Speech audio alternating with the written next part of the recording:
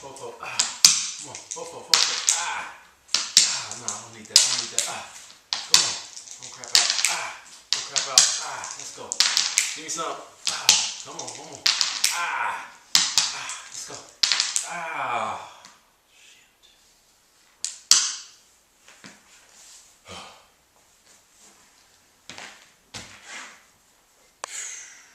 DicE. So many possibilities, but ultimately, it's really only one outcome. But then again, we all gotta play, right? Sometimes you get one role, sometimes you get two. But still gotta play.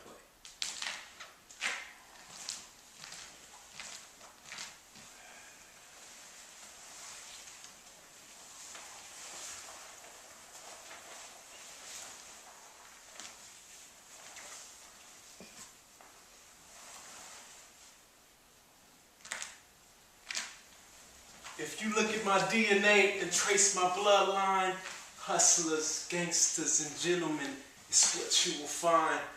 All the men I come from is riders. My dad grew up to be a neighborhood narcotics provider. My life was a dream world. Had everything I wanted because my dad moved the green and the white girl. While y'all was watching Little Mermaid, I was learning how to stay paid and how to dodge a raid. All gangster movies, no Disney flicks.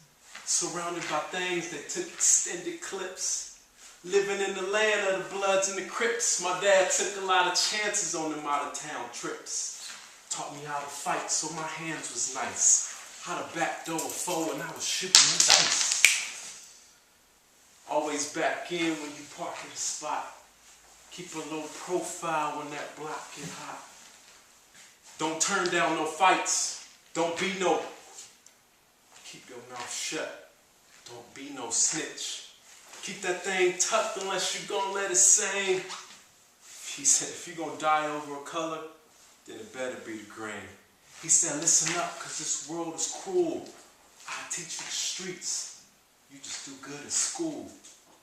Now when all that was said, and all that was complete, I was 17 with a high school diploma, but a doctorate in the streets.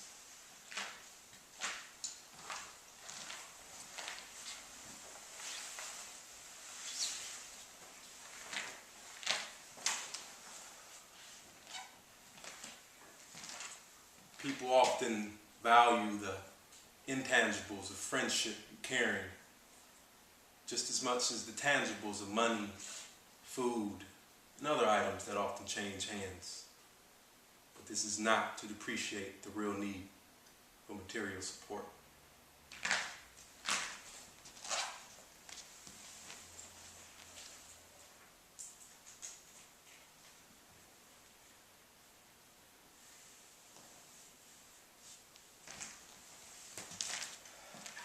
The white conquer good. I was an ethnographer in the 80s and I studied the Latin Kings nation of Chicago, Southside, Albany Park to be exact. And I developed a very vast understanding of their way of life. I ate with them, I spoke with them, I talked with them, I learned their customs, I learned their signs and their symbols. And it was just so, it created a different feeling, a different interpretation of the street culture. And I had many conversations with many people. But one conversation stood out the most with me, and it was with an 8-year-old young boy. So he said, Mr. C? I said, yes. He said, do you know, is Charlie in the game? Now, I didn't want to violate street ethic or street code, so I deflected his question. I said, well, why do you want to know if Charlie's in the game? And he said, because he gave me all of his toys that he ever played with when he was my age, and he gave them to me to have, and he didn't want them back. Now, I found this unique because, yes, the young boy valued the material items given to him, but he also valued their friendship. And I think this reflects us as a society and how we, yes, we value the tangibles, money, food, and everything else, but ultimately, we all want companionship. We all want a sense of belonging. We all want to be heard.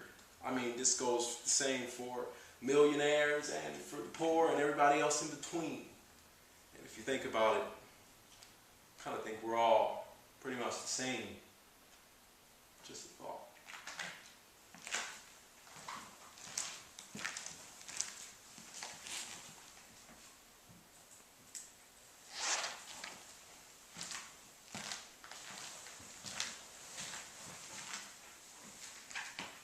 When he was in the streets, he noticed the difference between ordinary citizens and himself, a gang member. He felt that ordinary citizens had limits and gang members didn't.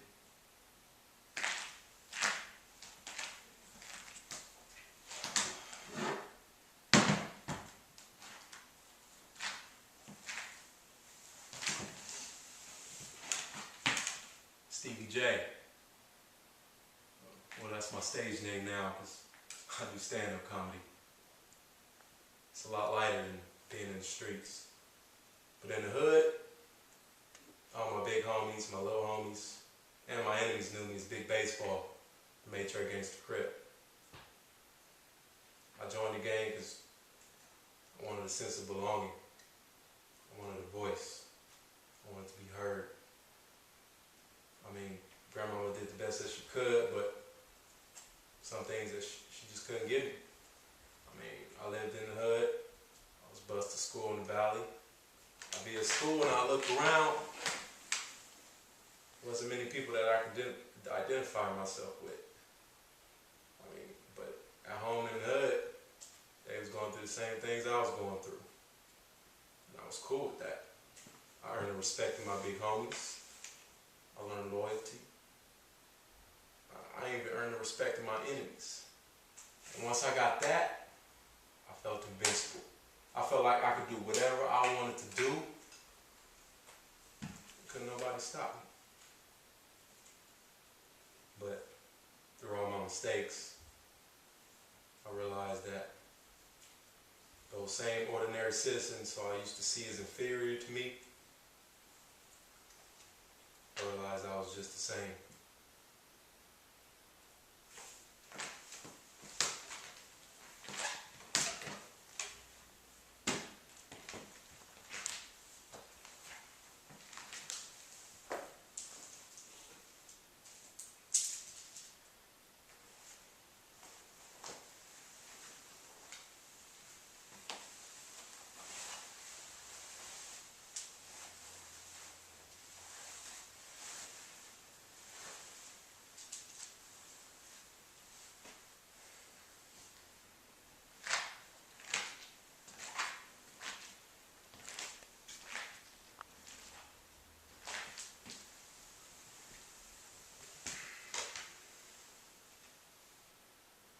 Stanley Tukey Williams, inmate 45732, cell block D.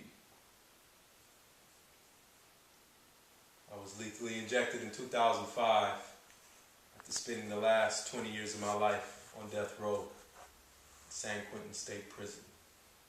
6 of those years being in solitary confinement, which is where I began my redemptive process. Many knew me as the co-founder of the Los Angeles Crips.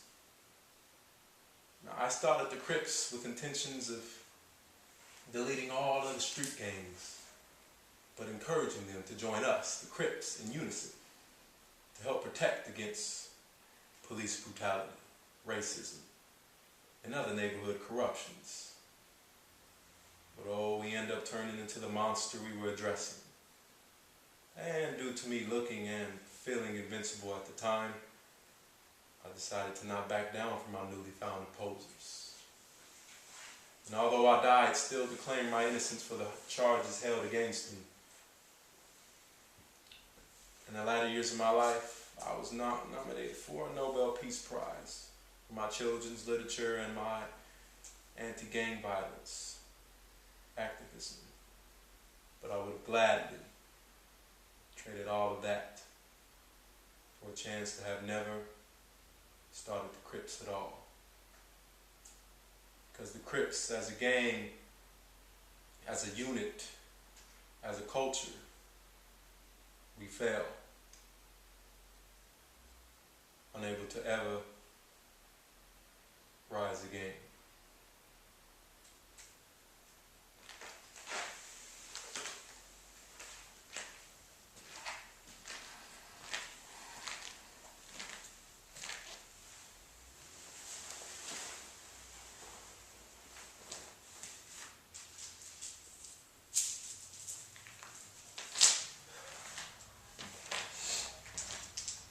So like I said, we all gotta take a role. We all gotta play the game. You might not know what the outcome will be, but you gotta play. So if I had a strategy on how to play the game that I could pass on to future generations, one strategy would be to develop a fanatical, radical diction, destroy the current illiterate infliction, to steer books, hooks, nouns, adjectives, and verbs along lyrical curves through a tunnel of spoken word, making literary elements relevant, using their tools to cruise in school. Young minds and intellect will resurrect through introspect. Their understanding albums are like books. The thesis is the hook. The verse is the paragraph. The author is the DJ and MC, and the better the reader you are, the better the artist you will be. Especially when you can identify personification, metaphor, simile, alliteration. The category of allegory will be enabled by Aesop's fables. They'll know that Mickey Mouse and Lion King are personification interpretations, as well as knowing that alliteration allows accurate affirmation about advancing audio and audible articulation.